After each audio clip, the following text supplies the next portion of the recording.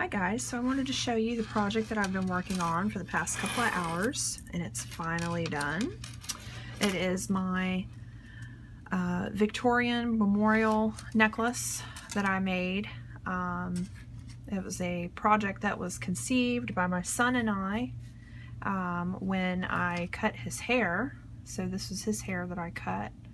I think this was back in May. I cut his hair, and it wasn't enough to send to any of the wig making places because they have to have at least all of it the same length, first of all, and then secondly they have to have it, I believe 6 is the minimum that they can use for wigs.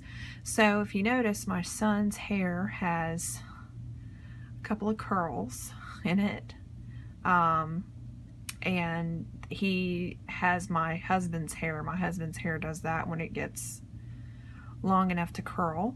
So we chopped off a good, I'd say maybe 5 inches, 2 inches in some places or whatever, but we put his hair in a ponytail and I whacked it off. So you see this like makeup brush kind of end to it.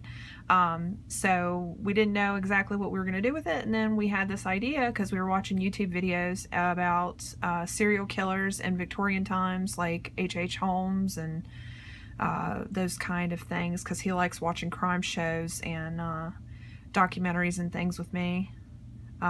So we decided that we were going to save this and make a project with it. So I didn't know exactly what I was going to do. Figured maybe I'd paint something or whatever, but he's got this really pretty brassy undertones to the brown in his hair because he's in the sun a lot. So there's a lot of me and Jesse in his genes because my hair tends to get brassy on the ends too. I mean, it looks like spun gold in some parts. So it was really too pretty to throw away. And if anybody knows me, they know that I like to keep things that are organic like this. So I was like, that's a chunk of hair. I mean, my hair is this thick. That's a chunk of hair. So we decided to keep it. So what I ended up doing, which now I've got little pieces of hair all over my project because I was playing with that ponytail of hair. Let me see if I can get some of this cleaned up here. Oh my gosh, there's a bunch. It's got little pieces everywhere.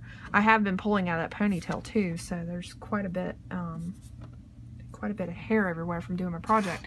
But anyway, what I wanted to do was make a mourning locket with my son's hair. So I'll show you before I glue this in completely. What you do is you take pieces of hair and you glue them into a woven shape, and then you do like nail glue or E6000, which I've seen nail glue works a lot better, and you seal the edges before you clip all of the little pieces off. So you end up with this little square of like basket woven looking stuff, but it's human hair. And that's what they did in the Victorian times, is a loved one would pass and they would do rings. So you'd see like mourning rings with like a little window, and it would have, obviously smaller than this, but it would be braided or woven like this. And then there were lockets and pins and things like that. So they were given to the mothers by morticians that, you know, embalmed or took care of their loved ones for burial. And so I decided with Gabe that that's something that I wanted to do with, you know, the hunk of hair we have. So I bought a little frame that unfortunately had glass in it. It had a pane of glass here and a pane of glass here, and it was too consuming for this little frame. So unfortunately it cracked the glass, and then I got even more excited because it looked like it was old school. So then when I tried to put the hair thing into it, it fractured the glass even more, and it had like little pieces that were falling out. So unfortunately I couldn't use it for that, so I cut plastic to fit into the frame. And then because my son's name is Gabriel and he's named after an angel, I've got angel wings, and then I've got little glass hearts that are kind of everywhere. And then his birthday is in August, so I didn't have a gemstone to use, but I found a glass bead that is green, and then I did a neat little hanging heart, and then he's got little tiny beads on this.